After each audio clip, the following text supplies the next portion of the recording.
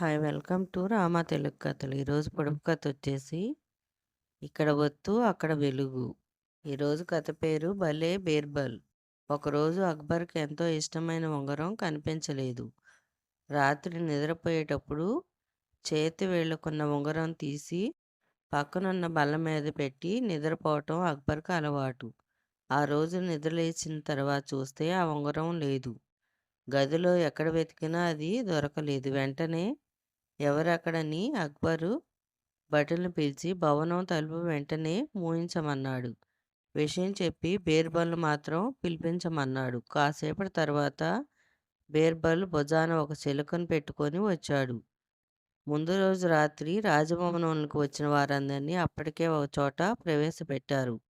అసలే తనకెంతో ఇష్టమైన ఉంగరం పోయిన బాధలో ఉన్న అక్బర్ చిలకతో వచ్చిన బీర్బల్‌ను చూసి కాస్త చిరాకు పడ్డాడు. బీర్బల్, చిలక జోస్యం చెప్పడానికా మిమ్మల్ని పిలిపించింది అన్నాడు అక్బరు. జహాపనా, మీకు ఈ చిలక గొప్పతనం గురించి తెలీదు. దీనికి దివ్యదృష్టి ఉంది. చోరీ చేసింది ఎవరో ఇట్టే పసిగట్టి వాళ్ళ భుజం మీద వాలి దొంగ దొంగ అని అరుస్తుంది. అప్పుడు వెంటనే ఆ వ్యక్తి చేతులు నరికించాలి. లేకపోతే ఆ చిలక అలా అరుస్తూనే ఉండి చనిపోతుంది అన్నాడు బీర్బల్.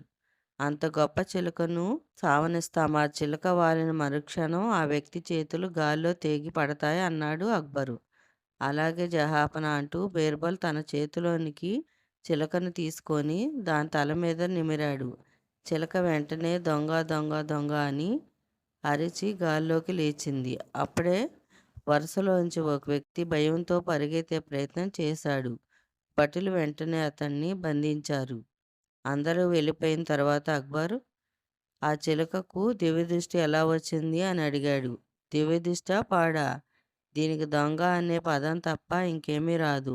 తల నిమిరినట్లే నిమిరి నెమ్మదిగా గిల్లాను. దాంతో అది దొంగ దొంగ అంటూ గాల్లోనికి ఎగిరింది అని చెప్పాడు బీర్బల్.